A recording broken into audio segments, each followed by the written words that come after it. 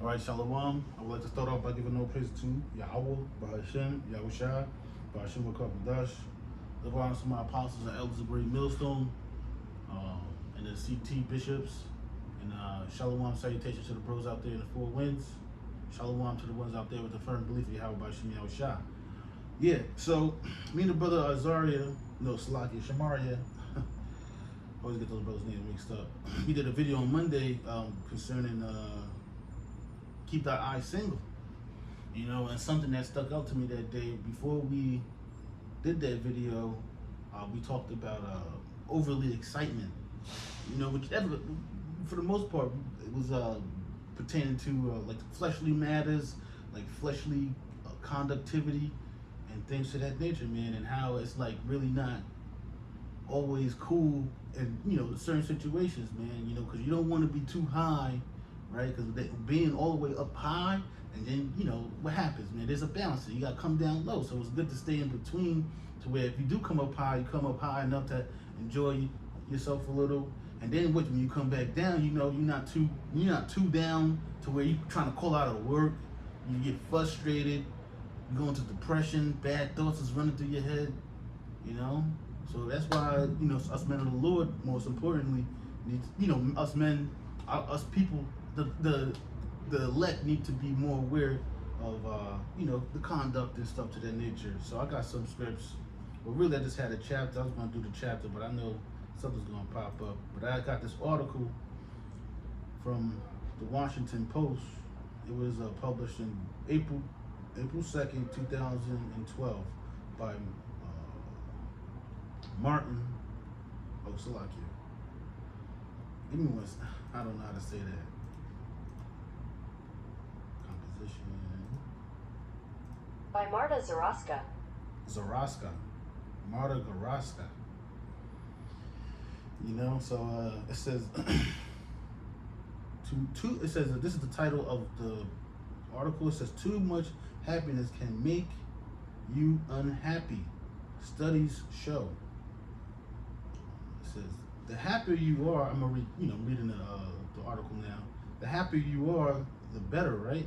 Not necessarily. Studies show that there is a dark side to feeling good, and that the pursuit of happiness can sometimes make you, less happy. Too much cheerfulness can make you gullible, selfish, and less successful. And that's only the tip of the iceberg. There's a lot of gullible men out here. There's a lot of selfish women out here, and there's a lot of people that are just unsuccessful because of too much partying, happiness, and things of that nature. It says happiness does have benefits beyond. It says happiness does have benefits beyond feeling good. Of course, it can protect us from stroke and from common cold.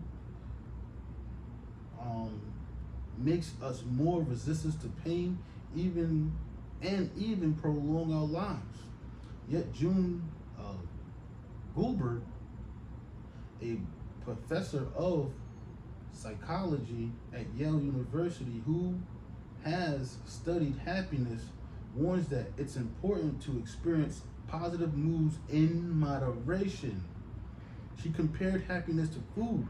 Although necessary and beneficial, too much food can cause problems. Likewise, happiness can lead to bad outcomes. Research indicates that very high levels of positive feelings predict risk-taking behaviors. Excessive alcohol and drug consumption, binge eating, and may lead to other neglect threats. She says, risky behavior, you go to a party, relations happen, there's a baby somehow, you go out to do something, too much alcohol causes car accidents or maybe DUI, I don't know about that drug consumption thing, but like out there in the world, that Molly and stuff like that, have you looking? Oh yeah, this with the dope fiends, any of them, all of that other stuff, man, makes you look crazy out there, man. And it creates a delusion of your mindset, a delusion of reality. You see the Skittles Nation, they're totally bugged out. They're all about love, peace, and happiness, and being a part of this unjudgmental environment. But yet they're destroying the community. Women are destroying themselves, right? You got the other half of women trying to, make men more masculine and things of that nature. Then you got the other side of women, they just totally gone, man. They were totally gone, all right? But not to stray off, it says, how else can excessive joy or having lots of positive emotions in a Salakia? I'm gonna read it again, Salakia. How else can excessive joy or having lots of positive emotions in a relative absence of negative ones hurt you? First, it may hurt your career prospects. Psychologist Edward Diner, renowned for his happiness research, and his colleagues analyzed a variety of studies, including data from more than 16,000 people around the world, and discovered that those who early in their lives reported the highest life satisfaction, for example, judging it at 5 on a 5-point scale, years later reported lower income than those who felt slightly less merry when young. What's more, they dropped out of school early. Yeah, so you see what happened is you kind of like, if you got a spiritual eye, you can see when you have too much happiness, you want to dial back in life, to experience more happiness, and over that long-term period of too much happiness, access of it, you get complacent. You want to, you want to dial back, so you can constantly get those dopamines, man. And you see how science really helps the scriptures, because, boy, oh boy, we don't need the science because the scriptures is there, man. Okay, including the studies was once involved a group of Americans. Yeah, but I wanted to read this one. There's a few. This article is really good. I'm really gonna put it in the description about the Lord's will. But it says listening to music, even just striving to feel cheerful, might make us less happy. Jonathan Schooler, a professor of psychology at the University of California at St. Bernard, and his colleagues asked a group of 120 people to listen to Salakia, please forgive me,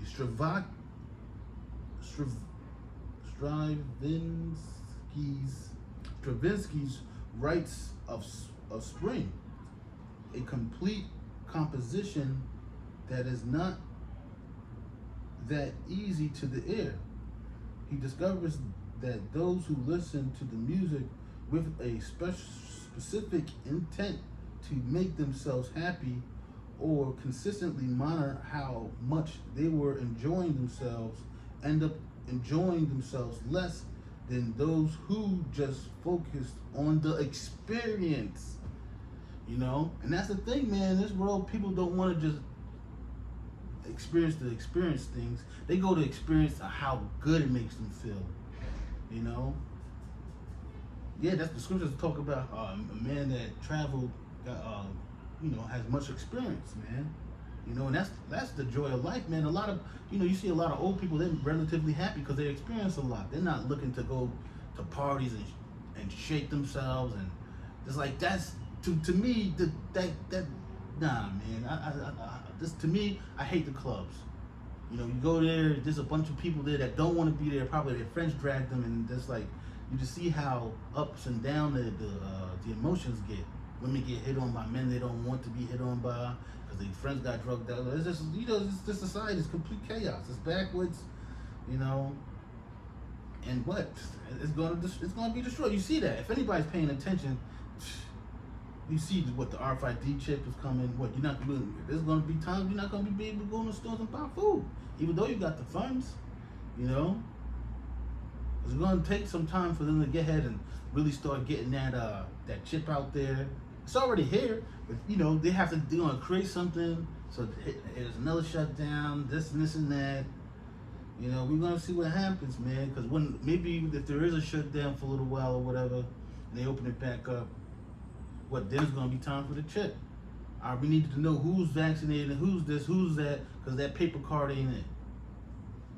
Point blank. Yeah, they're not focused on our experience, man. And another experiment, Schooler found that 83% of 475 people interviewed were disappointed with their New Year's Eve celebration of 2000. The most dissatisfied, who part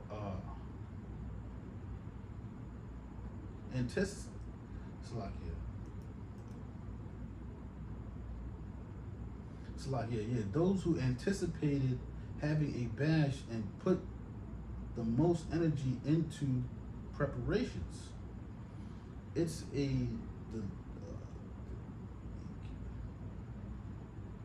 a delight balance between savor experiences, being able to appreciate, say, a glass of wine, and excessively bringing preoccupied with am I having fun yet, says scholar, who compares striving for happiness with looking at a faint star. If you try to gaze directly at it, it will disappear. But if you keep it to the side and don't make it the focus of your attention, you might actually enjoy it.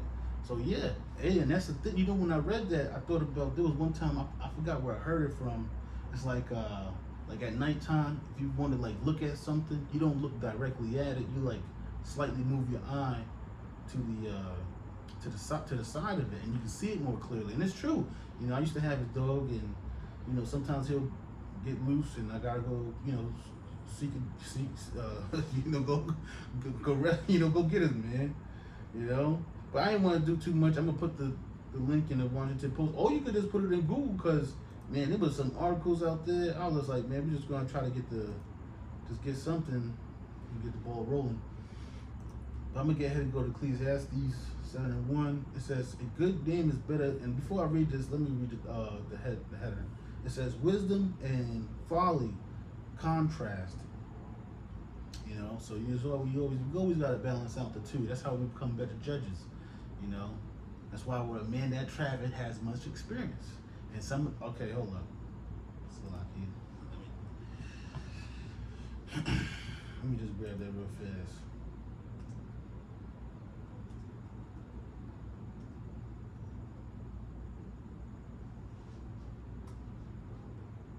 This is Ecclesiastes. No, this is Ecclesiasticus 34. Let me just. I don't know how to.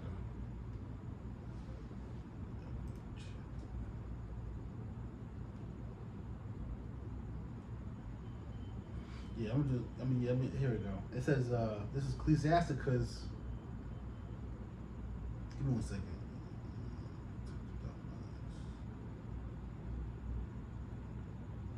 Yeah, that's a good one. I'm going to start at 8.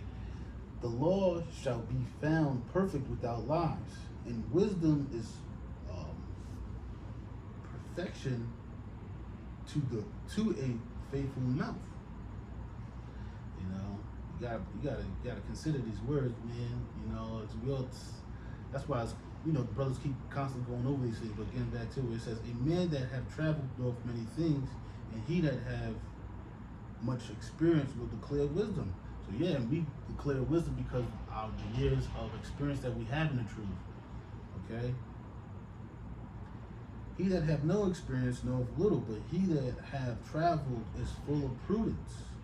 Right? Yeah, the men that have traveled, he's full of prudence, getting up on time, being ready for the train or the bus or the plane, or just knowing what to stay away from, because you gotta be real keen to certain situations, what streets not to go down, what dudes look sketchy, Dang. He that have no, yep. When I traveled, I saw many things, and I understand more than I can express. So yeah, a lot of brothers out there, they got more than they express, man. Even the younger brothers, man. You know, you see certain things that sometimes certain sentences that they say is like real enlightening. Yeah, it goes to show you what that spirit is dwelling amongst the brotherhood, man. You know, but it's just what we want to see you can make it until the end. I was oft times in danger of death, yet I was delivered because of these things. Beautiful. You know, hey man, we're gonna be delivered because of our wisdom and the things that we've been through, and that's what we're looking. Hey, that's what's gonna take in these end times, man. So like it was getting good, man. The spirit of those that fear the Lord will shout. Salakia. The spirit of those that fear the Lord shall live, for their hope is in Him that saved them. Yeah, that's in our hope, man. We know they folly is setting great dignity, man, and we know better not to follow the multitude to do evil. Right? I'm Ecclesiastes 7:1. A good name is better than precious ointment, and the day of death than the day of one's birth, man, because you're just being born in captivity, folly, vanity, vexation of spirit. It is better to go to the house of mourning than to go to the house of feasting, for that is the end of all men, and the living will lay it to his heart. But yet, you see, this truth is not about the glitz, the glamour, and putting people down, and rebuking, and being harsh, man. You know, you see what that is. It's better to be a humble-minded man or a person. You know, because to go to the house of feasting, what you see all the cars, the clothes, and what here it is. It's all that happiness and what it say? It says it was a lot in that article. But basically, you're gullible. You're easily gullible because there was one in the. Let me see if I can just find it real fast. Going back to that article, one of the titles is "Feeling the Jury." Right.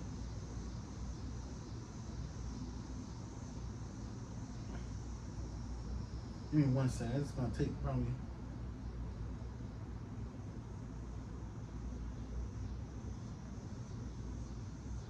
Yeah. All right. I'm just jump down to this one. It says anyone who has committed a crime should hope that the jury that tries him is happy. According to Fergus, he's another psychologist.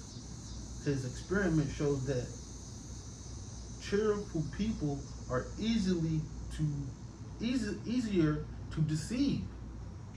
Couldn't detect lies as easy as those in negative moods, and couldn't tell a thief from an honest person. Hey man, this is just science, you know. Hey, this dude just said that you're easily deceived, okay? And you can't detect the lie. So people that want to be in that state of love, happiness, that's off. Okay? It says couldn't detect a lie as easy as those in negative moods, and couldn't tell a thief from an honest person. And these people can't tell. These people can't tell, bro. Come on now. Okay? Yeah. It says sorrow is better than laughter. Ecclesiastes 7:3. Sorrow is better than laughter, for by the sadness of the countenance the heart is made better. See, so if you catching hell, man, you know maybe at the end of that hell that you're catching, what there's happiness, man. Your heart's gonna be made merry. Okay, let me see if I think it's 12. Talks about chastisement.